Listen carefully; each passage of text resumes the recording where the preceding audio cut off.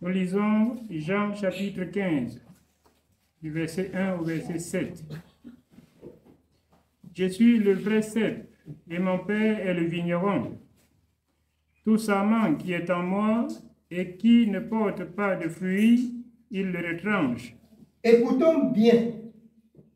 Il ne s'adresse pas au monde sans intelligence. Il ne s'adresse pas à ceux qui ne connaissent pas Dieu. Il parle à sa maison. Dieu dit alors que dans sa maison comme ça, toutes les personnes qu'il a appelées, qui dans sa maison ne sont pas utiles, il coupe le contact avec eux afin de garder ceux qui doivent mettre en pratique ce qu'il recommande. Je rappelle encore ce matin dans Jean 14, 15, Jésus, si quelqu'un m'aime, il gardera ma parole. Vous confessez tous les jours. Dieu a tant aimé le monde. C'est vrai, c'est Jean 3, 16. C'est le passage courant de toute la parole de Dieu que chaque enfant de Dieu, comme religieux, peut citer quand on l'interpelle. Il sait qu'il est sur la grâce car Dieu a tant aimé le monde qu'il a donné son Fils unique afin que quiconque croit en lui ne périsse pas mais qu'il ait la vie éternelle. Vous commencez ceci, les païens finissent. Mais ce qui marque la différence entre enfant de Dieu et païen, c'est la mise en pratique de la parole de Dieu. Être enfant de Dieu véritable, c'est celui qui l'est par la parole recommandée. Vous mettez en pratique, vous vivez ce que Dieu a dit, vous êtes des personnes qui ne vont pas être retranchées. Parce que Dieu doit retrancher ceux qu'il appelle, qui disent Seigneur, Seigneur de nom, de bouche, et ne mettent pas en pratique la parole. Tous ceux de sa maison qui ne portent pas des fruits sont retranchés. C'est ce que vous n'aimez pas entendre. C'est ce que vous n'aimez pas entendre. Et si même Dieu retranche ceux qui ne mettent pas en pratique la parole de Dieu, vous vous lamentez. Je vous rappelle, dans le désert, les cadavres tombaient et Moïse marchait. Il continue à conduire le peuple dans le désert.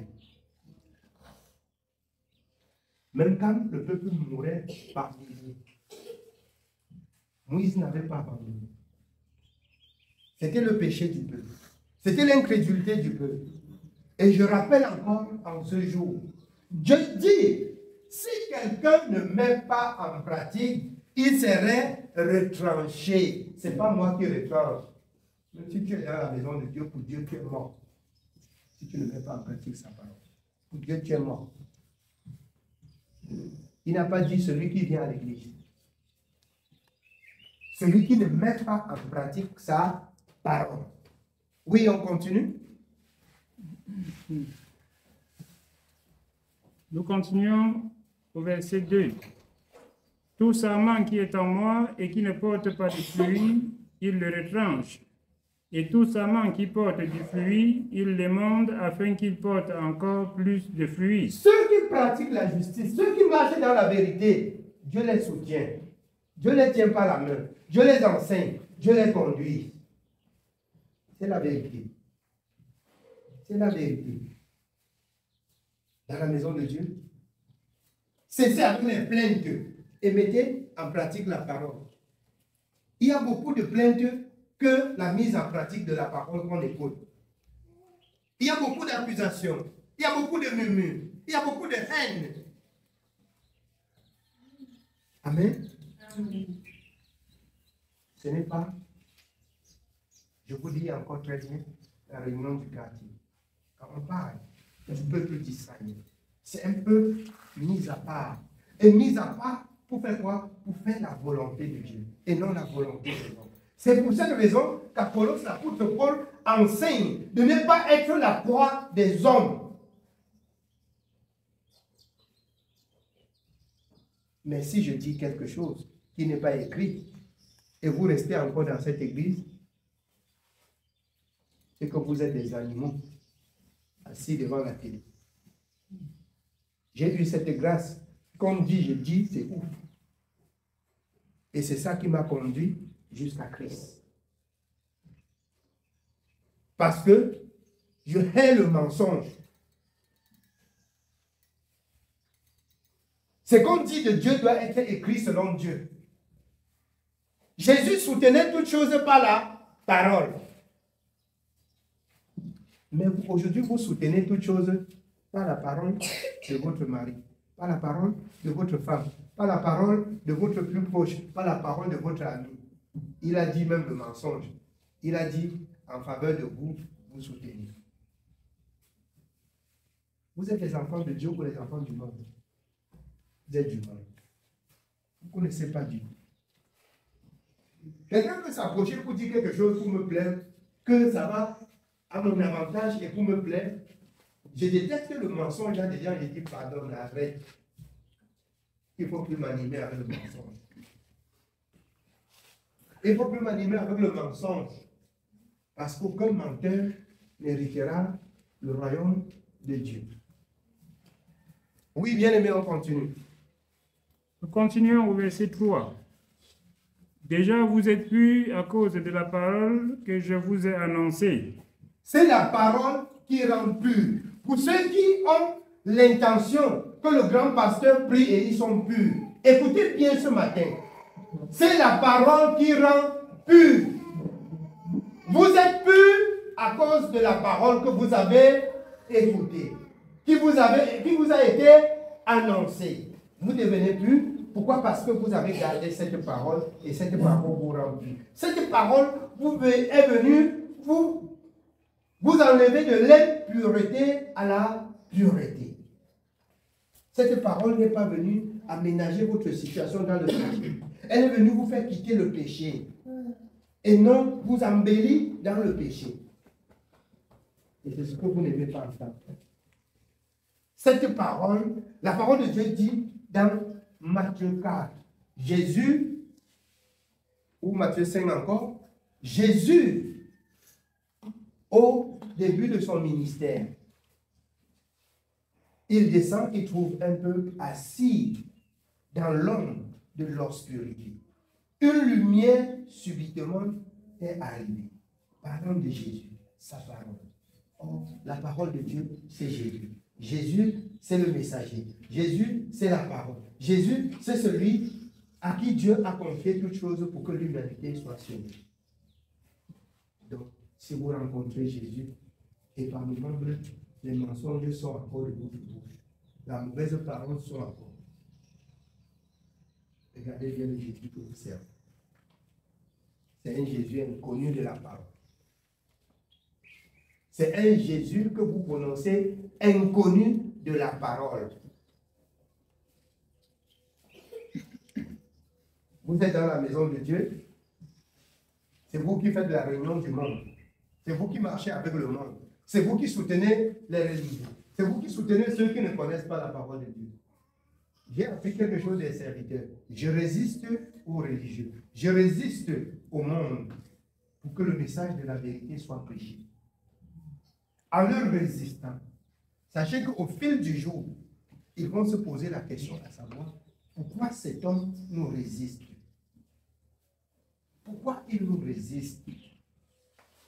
Et c'est pour cette raison que plusieurs qui ont combattu cette parole sont revenus. Parce que je suis resté raide dans ce que j'ai dit selon la parole de Dieu. Ça a ramené plusieurs dans la maison de Dieu. Mais si par moment vous les côtoyez, c'est comme si vous soutenez le mal. C'est comme si vous approuvez le mal. Vous approuvez le mal. Et vous dites, quand vous partez, vous enseignez la parole de Dieu. Vous leur dites ce que Dieu a dit. Celui qui a déjà écouté ce que Dieu a dit, je lui résiste. S'il y a encore une possibilité qu'on se rencontre, c'est pour te rappeler ce que Dieu a dit et je me recule. Ce n'est plus autre chose. Deux personnes ne peuvent pas marcher sans s'en être accordé. Si on marche ensemble, ça veut dire qu'on s'est accordé dans la parole. Si ce n'est pas avec la parole, on ne marche pas ensemble. Que ça vous fait mal du côté, que ça va vous faire mal. Je vous dis, vous abandonnez la parole si je vous regarde demain, je passe. Il n'y a même pas l'autre sensation là dans mon cœur. Mon cœur s'est déjà transformé. Il n'y aura pas de sensation. Je vous traverse la main, ça ne dit rien dans mon cœur. Rien. Ça ne peut rien dire dans mon cœur. Vous pouvez penser que je parle seulement. Essayez le jour que vous allez essayer de laisser la parole là pour voir ce que je vais faire. Je ne parle pas ici de ceux qui sans motif de souillure. Or, ceux que la parole de Dieu a condamnés dans les souillures, vous devez comprendre. C'est de ceux-là dont je parle. Mais si quelqu'un marque un pas, disant que Dieu n'est pas avec nous et que Dieu est avec lui, alors tous les jours que Dieu puisse permettre qu'on se rencontre, alors on s'échange. Je vois si Dieu est avec lui ou si Dieu est avec moi. Mais on ne peut s'échanger que dans la parole. En dehors de la parole, on ne peut plus rien faire. Jusqu'à ce que la parole nous réunit, on peut maintenant cheminer ensemble. C'est pour cette raison que vous comprenez, deux personnes ne marchent pas sans s'en accorder. Si on ne s'accorde pas, on ne marche plus ensemble. C'est la vérité. Sinon, vous servez Dieu et vous servez des idoles. Quand vous entendez parler des idoles, vous condamnez seulement ceux qui partent au pied des arbres, vous condamnez seulement ceux qui partent, vous condamnez. Il y a de l'antéchrist. L'antéchrist, donc Dieu condamne, c'est quoi? Ce sont ceux-ci que vous connaissez bien, qui ne sont pas sur la voie de la vérité, et donc vous passez tout le temps à côtoyer et à construire avec eux. Vous connaissez la vérité, mais vous empêchez aux autres de connaître la vérité. Résistez-leur avec une foi ferme, jusqu'à ce que vous nous accordiez pour pouvoir servir Dieu dans un état d'esprit saint. Dans un état d'esprit saint. Sinon, je prêche seulement la parole de Dieu. Vous voulez servir même les crânes avec vos parents au village, allez servir. Je prêche ce que Dieu a dit dans sa parole. Vous voulez entrer même dans les loges, allez entrer. Puisqu'il est dit par le Seigneur que beaucoup doivent se détourner de la saine doctrine. Beaucoup doivent entrer dans des loges même. Parce que les temps sont difficiles, les temps sont durs. Beaucoup doivent appeler bien mal et mal bien. Pour avoir quelques soutiens sur la terre et manger. Allez-y. Vous êtes libres. Mais je prêche la parole de Dieu. Je prêche seulement. Ça imposer à qui que ce soit ce qu'il doit faire. Je voudrais, devant Dieu, être quitte de vos sangs si vous obéissez à cette parole. Cette parole vous conduira à Dieu. Parce que c'est la parole de Dieu. Je n'ai pas de votre parole à remonter dans la parole de Dieu.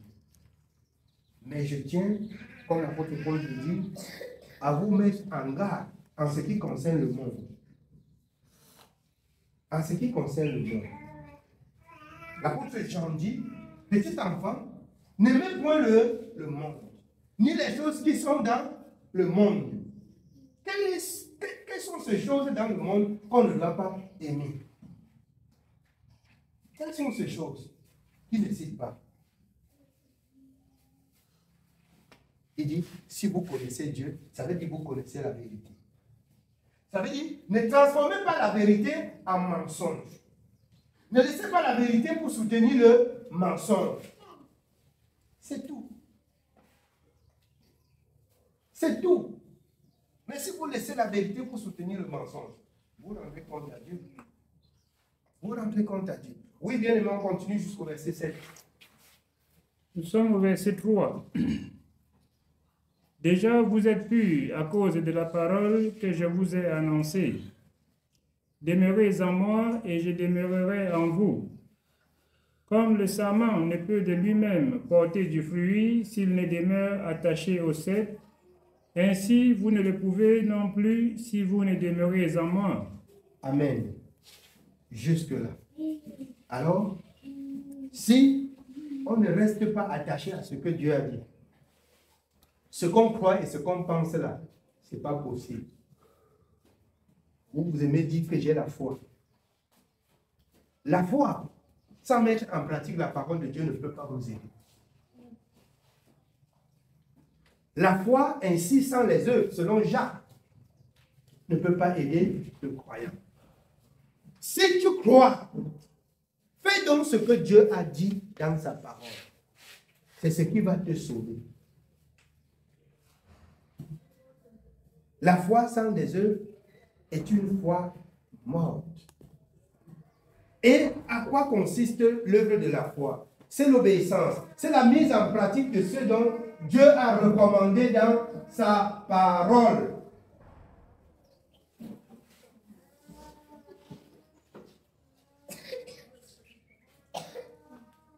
Quel est ce pasteur qui condamne chaque jour? Il condamne chaque jour. Ne prenez point part aux œuvres infructueuses des ténèbres, mais condamnez-les. Condamnez-les.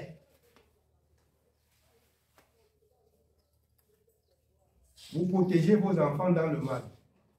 Vous soutenez vos enfants dans le mal. Vous laissez ça reprendre vos enfants dans le mal. Quand le pasteur parle, on va voir comment ces enfants vont grandir. Les enfants vont grandir, Dieu va les garder. Et si vous ne reprenez pas les enfants sur la parole de Dieu, vous serez dans la confusion. Parce qu'ils vont réussir. Par la grâce de Dieu. On enseigne la parole de Dieu, vous vous en prenez en vous. Vous laissez d'écouter ce que Dieu dit. Vous regardez l'intérieur de ma maison. Vous priez que mes enfants ne réussissent pas, afin que je sois dans la confusion de la parole de Dieu que je prêche.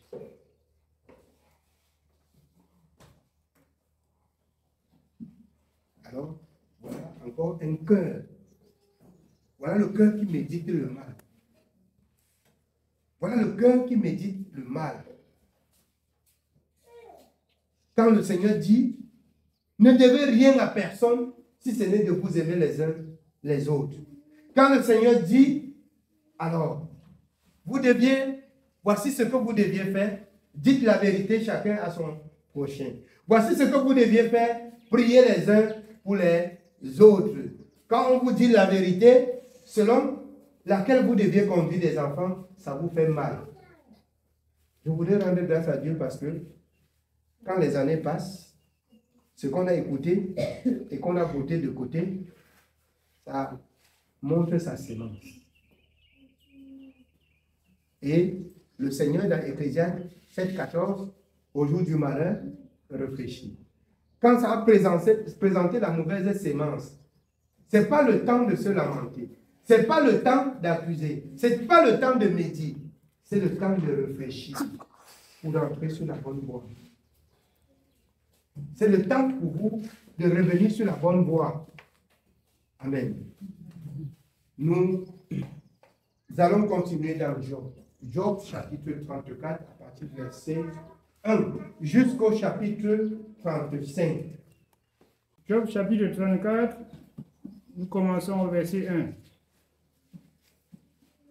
Élie reprit et dit, « Sages, écoutez mes discours. Vous qui êtes intelligents, prêtez-moi l'oreille, car l'oreille discerne les paroles comme le palais savoure les aliments. » Il y a beaucoup de sages parmi nous. Vous qui êtes sages, prêtez l'oreille. Vous qui êtes beaucoup intelligents, prêtez l'oreille. Et écoutez, discernez, apprenez et servez le Dieu de la parole. Parce qu'il y a beaucoup de sages. Quand on parle comme ça, ils voient déjà le mécanisme pour continuer. Ils parlent comme ça, on voit déjà les fautes dans son français. On parle comme ça, on voit déjà, on laisse la parole. Écoutez bien. Oui, bien aimé. Nous continuons au verset 4. Choisissons ce qui est juste, voyons entre nous ce qui est bon. Dieu nous a enseigné. Choisissons ensemble ce qui est juste. Voyons ce qui est bien. Pourquoi vous appelez bien mal? Pourquoi vous appelez mal bien? Pourquoi quand on vous reprend même sur ce qui est mal, vous voyez qu'on a mal fait? Pourquoi ensemble on ne peut pas voir ensemble ce qui est bien et ce qui est mal pour discerner et repousser le mal? Ça fait mal où? Apprenons le discernement. Oui, bien aimé. Nous continuons au verset 5. Job dit, je suis innocent et Dieu me refuse justice. Job dit qu'il est innocent et Dieu lui refuse la justice. Or, les amis de Job l'accusaient comme impie, comme pécheur, comme... Il ne faudrait pas que vous vous retrouviez dans cette même situation, mais que je parle pour vous accuser. Moi, je parle pour prêcher la parole de Dieu. Et je sais que la parole de Dieu dit, ce qui a été, l'a été pour notre instruction aujourd'hui. Je parle de Dieu afin que chacun, selon 2 Corinthiens 13:5, examine sa vie dans ce que je dis pour voir si sa vie est conforme à cette parole dont nous écoutons ce matin. Amen. Oui, bien-aimé. J'ai raison et je passe pour menteur. J'ai raison et je passe pour menteur. J'ai raison et je passe pour menteur. Bien-aimé, Dieu qui rend justice a rendu justice pour Job. Dieu a rendu justice dans sa raison. Mais si tu es dans la confusion et que Dieu ne rend pas justice dans ta raison, sache qu'il y a problème. Parce que Dieu a rendu justice à la raison de Job. Les gens souffrent. Je rappelle toujours, on prend pour support pour Job. Même Job a souffert comme ça. Vous pouvez mener la vie de Job. Vous pouvez mener la vie de Job. Et je tiens toujours à rappeler les enfants de Dieu. Job, il veillait sur lui-même, sur ses enfants. Il offrait en sacrifice ce dont le livre de la loi recommandait pour sanctifier ses enfants, afin que ses enfants soient toujours saints devant Dieu. Même quand il sortait pour aller jouer avec les amis. Mais aujourd'hui, quand on dit à certains, vos enfants là ne marchent pas bien, c'est la guerre. Au lieu qu'on fait la guerre ensemble pour amener les enfants sur le droit chemin, vous allez comprendre, ça va faire des bruits, des bruits, des bruits. Des bruits et des bruits.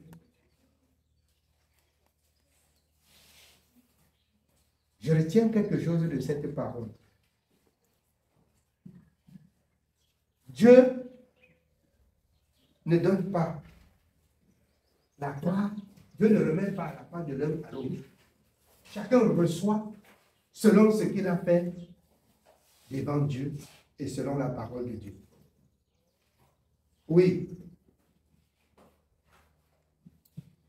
Ma plaie est douloureuse et je suis sans péché. Y a-t-il un homme semblable à Job, buvant la raillerie comme l'eau, marchant en société de ceux qui font le mal, cheminant de pair avec les impies, car il a dit, il est inutile à l'homme de mettre son plaisir en Dieu. Ils ont dit qu'il est inutile de mettre son plaisir à Dieu. Donc, comme vous écoutez là, quand vous allez sortir là, les religieux là, et les païens là, alors, vous qui servez Dieu sans la bénédiction de l'Éternel, vous qui craignez Dieu à moitié, on va vous donner l'autre doctrine. On va dire que le Dieu que vous servez là, c'est inutile. Vous servez Dieu et vous êtes misérable. C'est ce qu'on disait à Job. Tu dis que Dieu et tu souffres comme ça. Tu dis que Dieu et tu es misérable comme ça. Mais Dieu, étant Dieu, le Dieu de Job, a démontré qu'il défend ceux qui souffrent injustement. Mais si tu souffres comme pécheur, l'apôtre Pierre a dit, que nous ne devions pas souffrir comme s'ingérant dans des activités, comme pécheurs ou comme quoi que ce soit. Si on souffre comme chrétien, il n'y a pas de problème. Le résultat serait le résultat de Dieu. Parce que Dieu, dans son amour, ne va pas vous rendre le bien que vous avez fait au mal. Il ne va pas vous récompenser avec le mal si vous avez bien fait. Mais si c'est le mal qui vous arrive, c'est le fruit de votre travail. Avalez votre comprimé à main seule et laissez les autres tranquilles. Que ça vous donne de réfléchir. Que ça vous donne de réfléchir pour que le jour suivant vous instruise et que vous quittez ce qui est mal. Oui, on continue. Nous continuons au verset 10. Écoutez-moi donc, hommes de sens, loin de Dieu l'injustice, loin du Tout-Puissant l'iniquité. Homme de sens, loin de Dieu l'injustice, loin du Tout-Puissant l'iniquité. Voilà des choses dont vous allez balayer. Si vous avez balayé ce qu'on appelle péché, si vous avez mis de côté, les autres disent, le pasteur qu'on écoute tous les jours, il parle du péché. Lui-même, il ne pêche pas. Lui-même, il ne pêche pas. Je sais une seule chose. J'étais pécheur et Dieu a envoyé Jésus-Christ pour pardonner mon péché. Je ne vais plus pécher. Je ne veux plus vivre dans le péché. Je ne veux plus vivre dans le péché. Il parle toujours il ne pêche pas. Être enfant de Dieu et vivre encore dans le péché, c'est pratiquer le péché. Quand mon Dieu me dit, ne pratiquez pas le péché. Méditez la parole, écoutez le conseil de l'Éternel, l'exhortation enseigne de s'éloigner du péché et de faire ce qui est bien. Nous touchons plus au point du péché parce que c'est ce qui retient encore captif le peuple de Dieu. C'est ce qui empêche Dieu d'agir envers son peuple. C'est ce qui empêche Dieu, que le peuple de Dieu crie, prie, et Dieu n'agit pas. Selon Ésaïe 59. Voilà ce qui empêche Dieu d'agir en faveur de son peuple pour la prière que son peuple élève. Sinon, pratiquer la justice, vous n'auriez pas besoin d'aller au Nigeria, d'aller aux États-Unis, d'aller au Ghana, chercher le plus grand pasteur. Ce ne sont que des marabouts modernes. Parce que s'ils étaient envoyés de Dieu, ils vous diront que c'est le péché, la pièce maîtresse de votre souffrance. S'ils avaient été envoyés par Dieu. Je vois, c'est la vie de tous les hommes de Dieu qui ont servi Dieu selon la parole de Dieu. Tout ce qui peut ruiner l'homme, c'est le péché. Si l'homme se déploie, si l'homme use de toutes ses forces, comme c'est écrit dans le livre de Matthieu, depuis le temps de Jean-Baptiste, le royaume des cieux est forcé, seuls des violents peuvent y entrer. Alors comment? Le Seigneur dans Jean 15:5, car sans moi vous ne pouvez être. Il s'agit de croire en celui que Dieu a envoyé pour sauver du péché. Si vous croyez en lui, il y a un autre mécanisme là-dedans, que les religieux baptisent et ils baptisent et les gens souffrent toujours du péché. On oublie que le baptême qui dégage du péché, c'est la mort et la résurrection du Seigneur Jésus. Donc, le Seigneur a fait mention.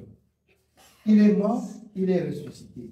Le symbole du baptême dans Colossiens 2, c'est d'être enseveli et ressuscité avec lui, et par lui, vos péchés sont pardonnés. Sinon, l'arrestation qu'on fait dans l'eau, on vous plonge dans l'eau, vous dites qu'on vous a baptisé par immersion, on vous a seulement lavé. Vous n'êtes pas mort avec Christ et ressuscité avec lui. Et par la suite du baptême, il dit, ce n'est pas la purification des péchés, mais un engagement d'une bonne conscience envers Dieu.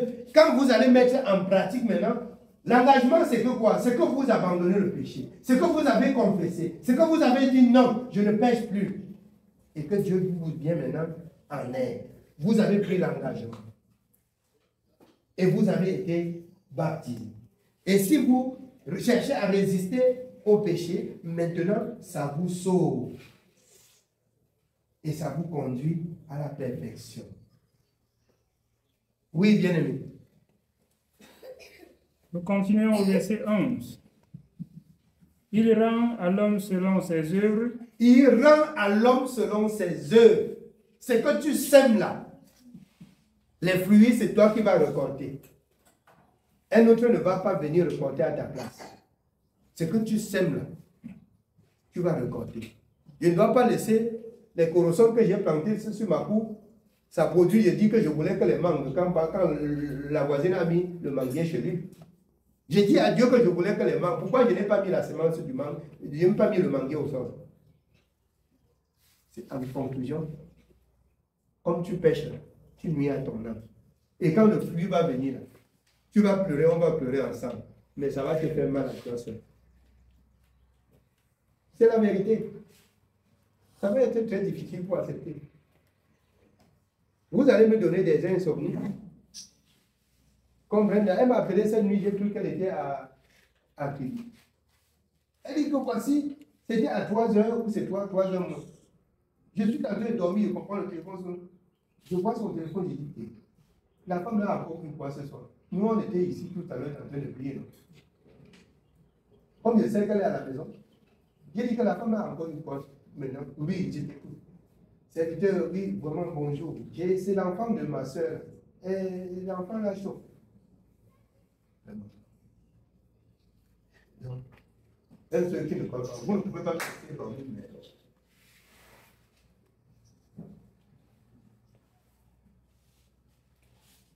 Ce n'est pas ce que je viens dire. Je lui ai demandé la première chose. Elle a expliqué.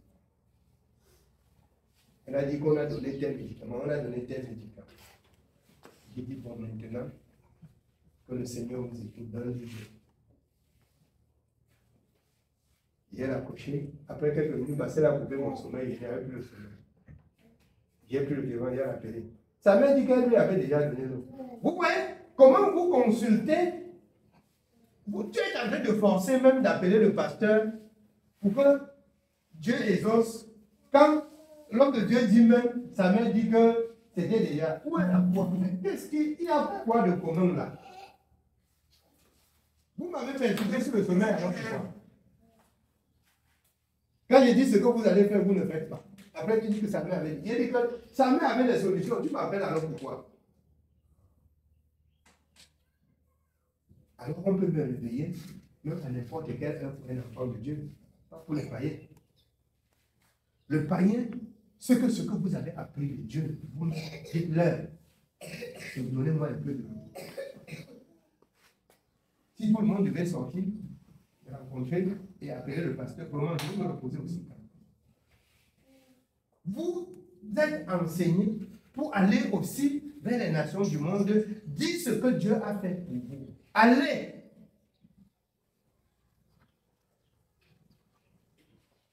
Trois heures, mon cri, mon sommeil est fini.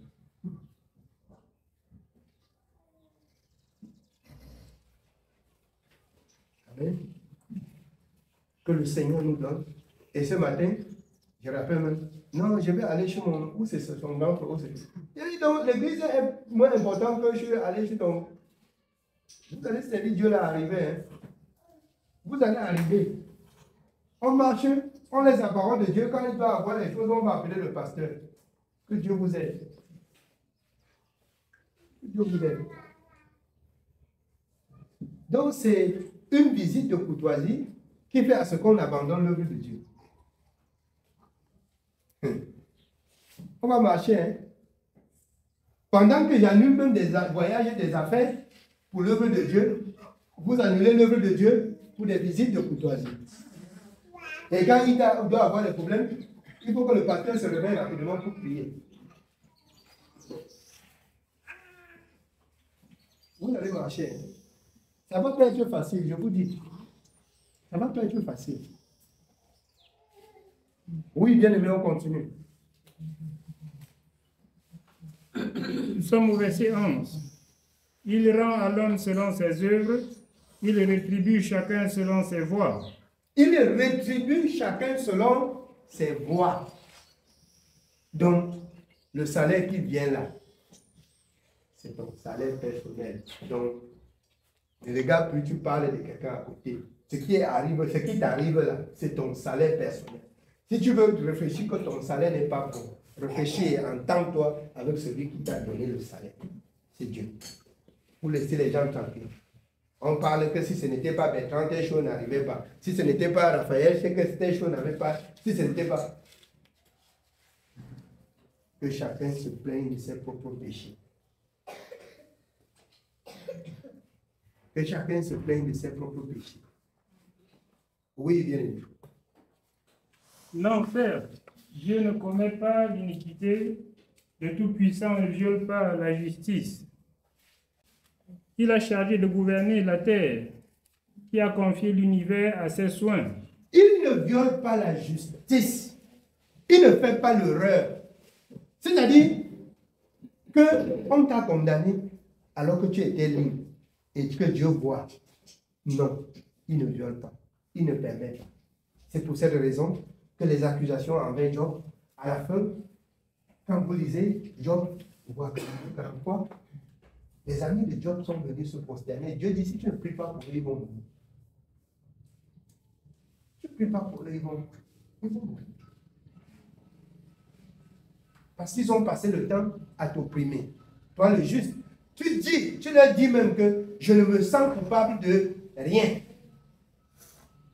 Mais est-ce que combien d'enfants de Dieu peut dire aujourd'hui je me sens coupable de rien, que la vérité sort du fond de son cœur? On parle comme ça, là, ça ronfle dans vos cœurs comme ça. Là.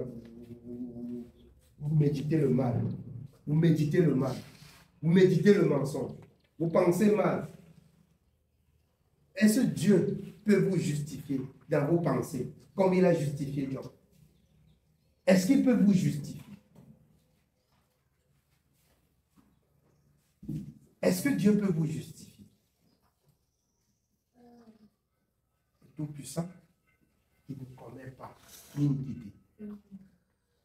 Il est juste quand il rend justice. Oui.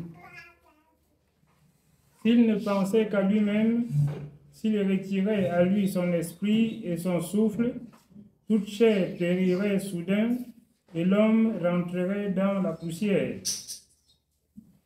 Si tu as de l'intelligence, écoute ceci. Prête l'oreille au son de mes paroles. Un ennemi de la justice régnerait-il? C'est pas possible. Un ennemi de la justice, il peut régner. C'est pas possible. S'il est là, c'est pour un temps. Il ne peut pas régner. Oui. Et condamneras-tu le juste, le puissant, qui proclame la méchanceté des rois et l'iniquité des princes, qui n'a point égard à l'apparence des grands et ne distingue pas le riche du pauvre, parce que tous sont l'ouvrage de ses mains? En un instant, il perd de la vie. Au milieu de la nuit, un peuple chancelle et périt. Et pourquoi? En un instant, un peuple perd de la vie. Sans faire des longues maladies, un peuple meurt. Pourquoi? Pourquoi Dieu perd?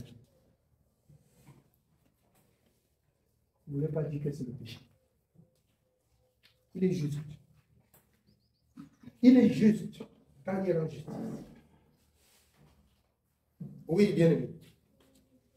Le puissant disparaît sans la main d'aucun homme, car Dieu voit la conduite de tous, il a les regards sur les pas de chacun. Dieu voit la conduite de tous, il a le regard sur les pas de chacun.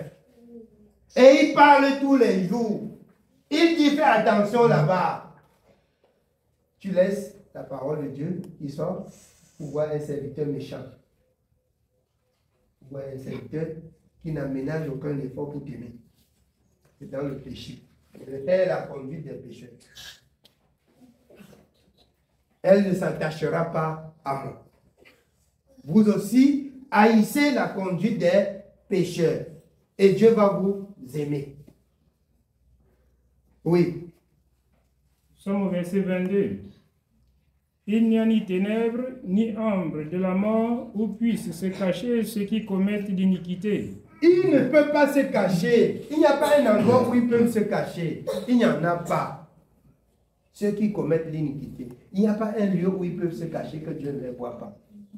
Dieu va les traiter et les rendre selon leur voie. Vous qui écoutez ce matin, même ceux qui écoutent au travers des réseaux sociaux, s'ils veulent changer, si vous voulez changer, si vous voulez rester dans votre incrédulité, si vous voulez marcher comme vous voulez, le résultat, c'est ce que vous avez entendu. Dieu ne donne pas pour l'un à l'autre. Chacun, quand il tend la main, il prend ce qui est sa mesure. Oui. Nous continuons au verset 23. Dieu n'a pas besoin d'observer longtemps pour qu'un homme entre en jugement avec lui. Il n'a pas besoin. Parce qu'avant que ton cœur ne réfléchisse sur le mal que tu vas faire demain, Dieu voit déjà. Donc il n'a pas besoin d'attendre jusqu'à demain. Si tu as seulement une mauvaise pensée, si tu as mis seulement dans ton cœur que demain je vais donner le poison à quelqu'un, et que cette personne craint Dieu, tu peux mourir avant le lendemain parce que Dieu a déjà vu tes pas. C'est la vérité. Donc, tu médites le mal. Je vais faire, avant que ça n'arrive, Dieu rend les jugements. C'est pour cette raison que dans la Lamentation, n'est-ce pas, les mots et les biens, l'Éternel, ça vient de lui, lui il voit. Il peut empêcher un mal d'arriver. Il peut empêcher. Oui. Il brise les grands sans information et il met d'autres à leur place, car il connaît leurs œuvres. Il les renverse de nuit et ils sont écrasés. Il les frappe comme des impies à la face de tous les regards. En se détournant de lui, en abandonnant toutes ses voies, ils ont fait monter à Dieu le cri du pauvre. Ils l'ont rendu attentif au cri des malheureux. S'il donne le repos, qui reprendra le trouble. S'il cache sa face, qui pourra le voir? Il fait à l'égal soit une nation, soit un homme, afin que l'impie ne domine plus et qu'il ne soit plus un piège pour le peuple. Vous comprenez?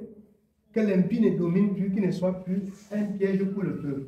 Donc Dieu empêche celui qui fait mal à son peuple de faire mal, voire même qu'il le détruit. Mais si le mal arrive au peuple de Dieu, ça veut dire que le peuple de Dieu a cessé d'être le peuple de Dieu. C'est pas ça. C'est moi qui dis. C'est ce qu'on lit là-bas, c'est pas moi qui dis. Oui, on continue bien.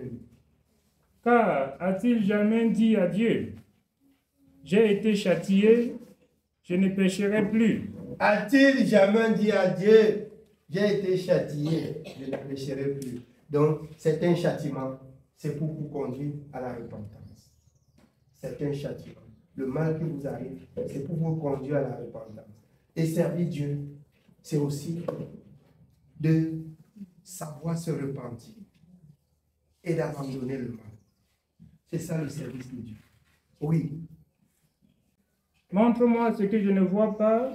Si j'ai commis des injustices, je n'en commettrai plus.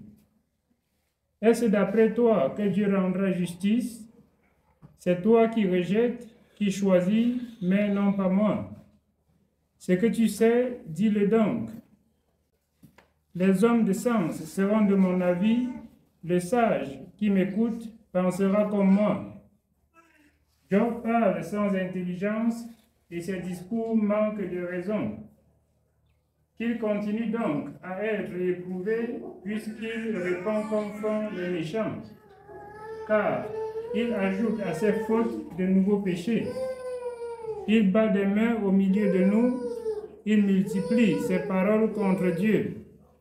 Amen. Amen. Nous continuons au chapitre 35. Élie reprit et dit, imagines-tu avoir raison?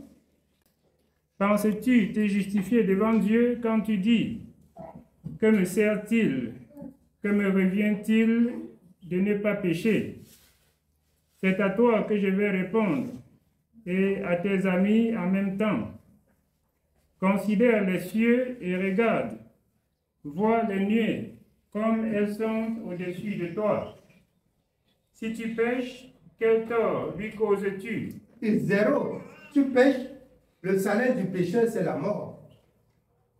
Tu pêches, tu causes quel tort à Dieu? Tu lui fais quoi? Rien. Tu détruis ton âme. Oui. Et quand tes péchés se multiplient, que lui fais-tu? Si tu es juste, que lui donnes-tu? Si tu pratiques la justice, tu penses que ça remplit quoi chez Dieu? Tu penses que ça donne beaucoup d'argent à Dieu? Lui qui a l'argent, qui a l'homme, qui a créé tout. Oui. Si tu es juste, que lui donnes-tu? Que reçoit-il de ta main? Ta méchanceté ne peut nuire qu'à ton semblable, ta justice n'est utile qu'au Fils de l'homme. On crie contre la multitude des oppresseurs, on se plaint de la violence du grand nombre, mais nul ne dit, où est Dieu mon Créateur, qui inspire des chants d'allégresse pendant la nuit, qui nous instruit plus que les bêtes de la terre, et nous donne l'intelligence plus qu'aux oiseaux du ciel. On a beau crier alors, Dieu ne répond pas à cause de l'orgueil des méchants. C'est en vain que l'on crie, Dieu n'écoute pas, le Tout-Puissant n'y a point égard. Bien que tu dises que tu ne le vois pas, ta cause est devant lui. Ta cause est devant lui. Tu cries, il n'écoute pas, il ne voit pas. C'est qu'est-ce qui peut bien empêcher Dieu de ne pas agir, de ne pas voir, de ne pas te soutenir, de ne pas te sauver? C'est ta mauvaise vie. Oui. Bien que tu dises que tu ne le vois pas, ta cause est devant lui. Attends-le. Mais parce que sa colère ne sévit point encore, ce n'est pas à dire qu'il a peu souci du crime. Ainsi, Job ouvre vainement la bouche, il multiplie les paroles sans intelligence. Amen. Amen. Que Dieu soit béni. C'est le message de ce matin.